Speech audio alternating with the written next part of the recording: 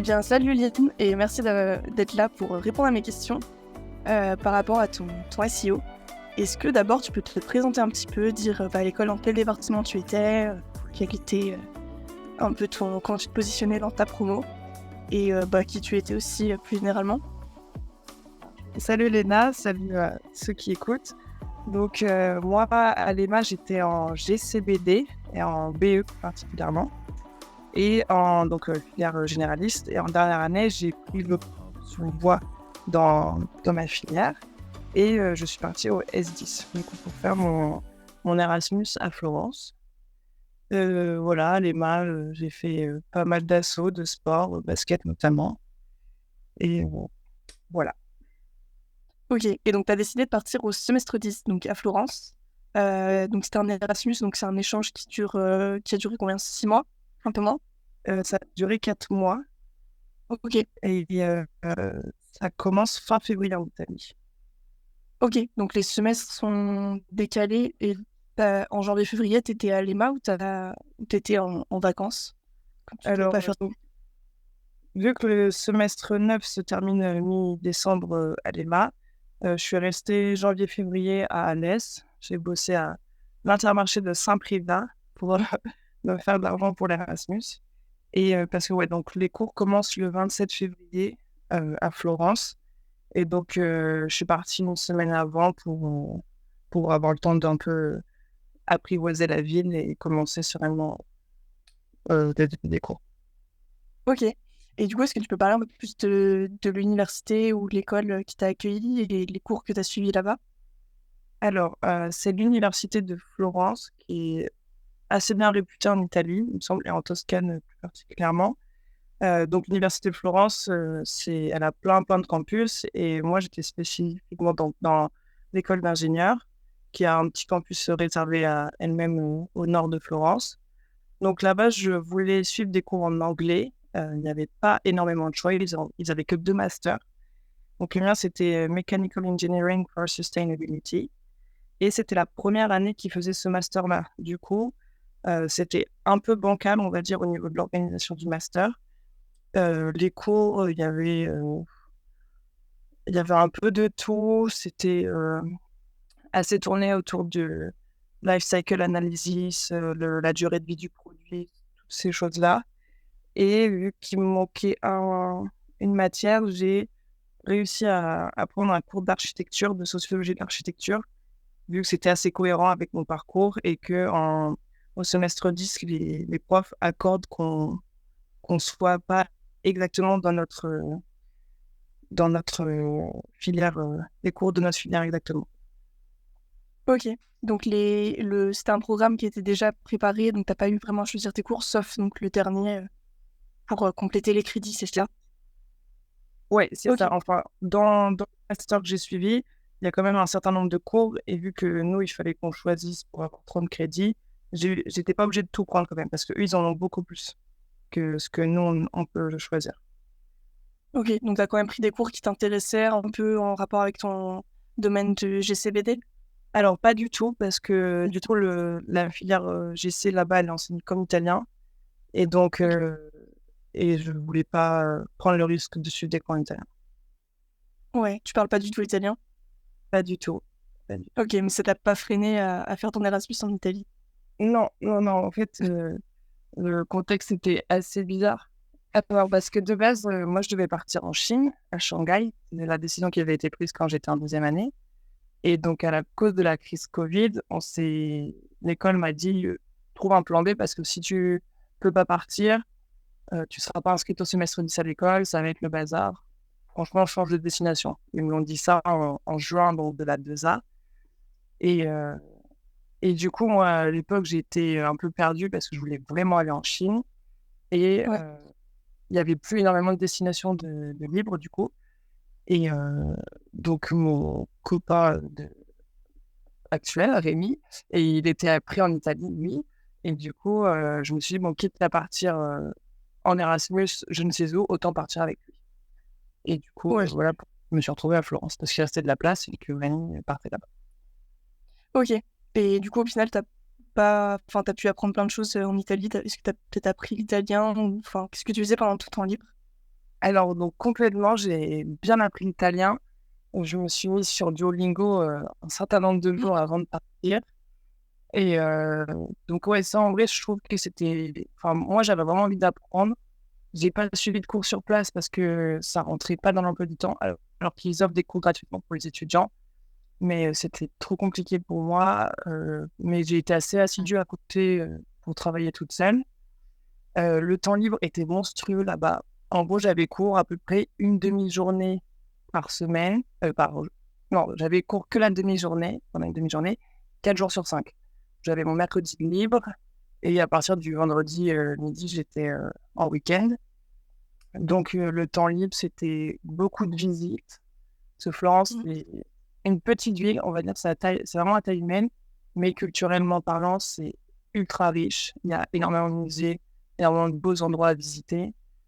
Et c'est super bien placé en Italie. Et du coup, ça nous permettait de pouvoir faire des voyages ou des week-ends à rallonge parce que, enfin, c'est facilement accessible en bus d'aller dans des villes assez proches. Et du coup, ouais, on a beaucoup, beaucoup voyagé. Le temps libre, ouais, je faisais du sport, j'allais me balader. Euh, Plein de trucs. En vrai, plein de trucs, mais je suis très, très peu resté à l'appart à rien faire. En vrai. Ouais. Et justement, en parlant d'appart, est-ce que ça a été facile de trouver un logement sur place et qu'est-ce que ça représente à peu près le coût de la vie en Italie?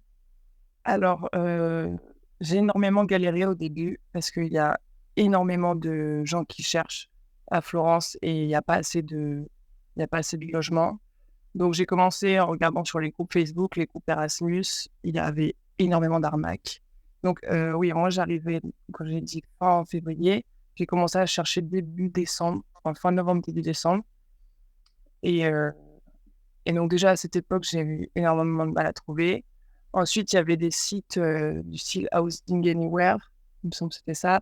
Sauf qu'il fallait réserver à l'avance et je voulais pas prendre le risque de prendre un appartement qui me plaisait pas du tout parce qu'ils n'organisaient pas de visite virtuelle et je voulais pas avancer de frais sans voir l'appartement.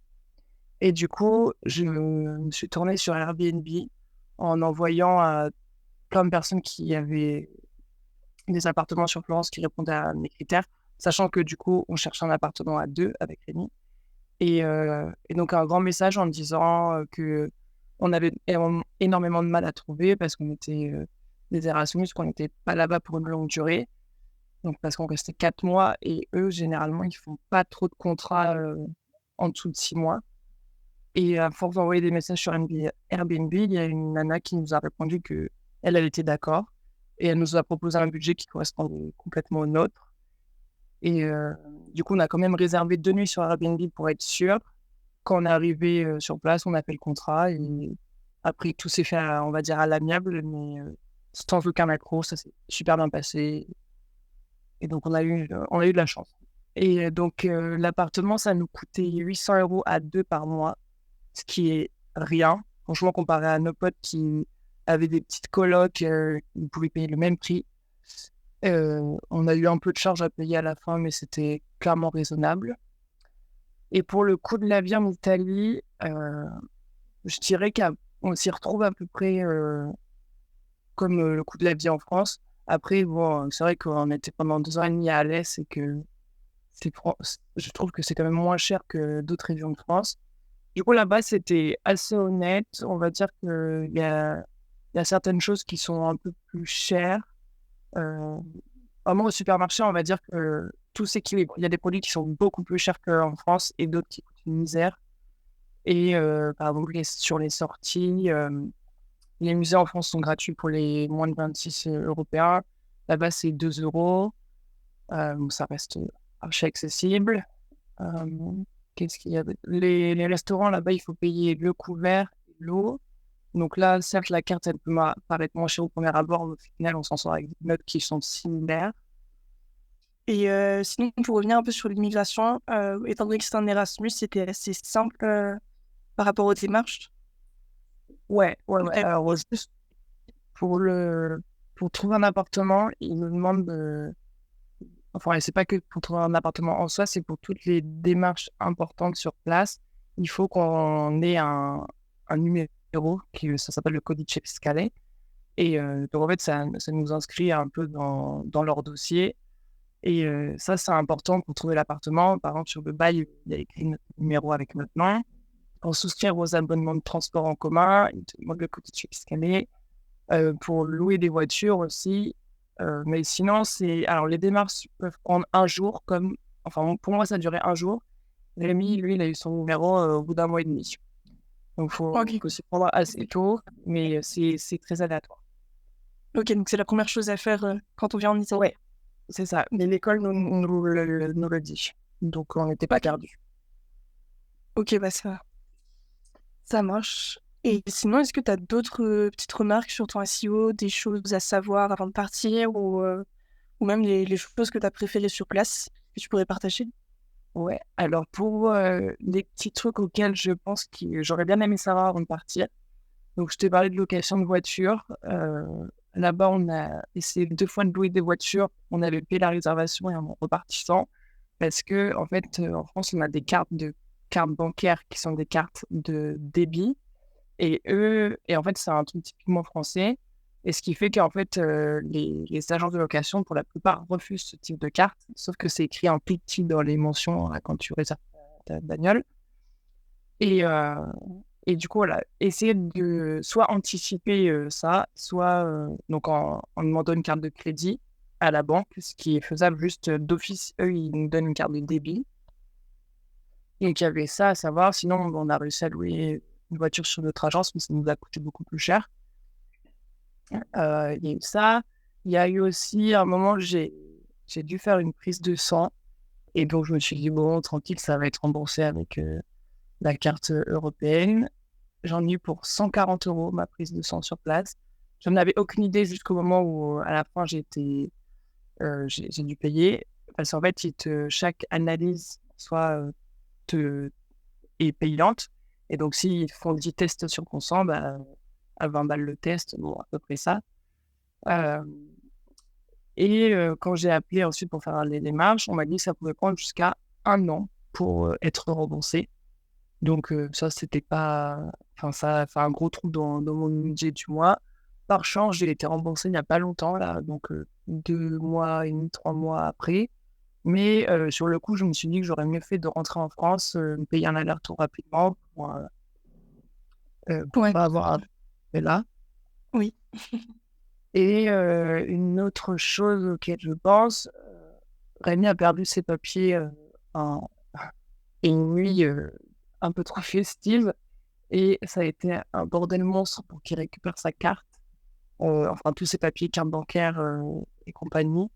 Du coup, bah, forcément, je recommande à personne de perdre ses papiers, mais voilà, vraiment faire attention. Et quand on rentre, parce que lui, sa carte avait été expédiée en France et à la faire activer, en fait. On n'avait pas pensé, il n'avait pas pensé à demander à la faire activer en France. Et du coup, sa carte, elle a fait des allers-retours et des allers-retours jusqu'à... Au final, ça valait même pas le coup qu'il la repasse envoyer à Florence parce que on allait bientôt rentrer. Ah oui, C'est des ok. petits trucs auxquels je pense qu'il vaut mieux faire attention, quoi.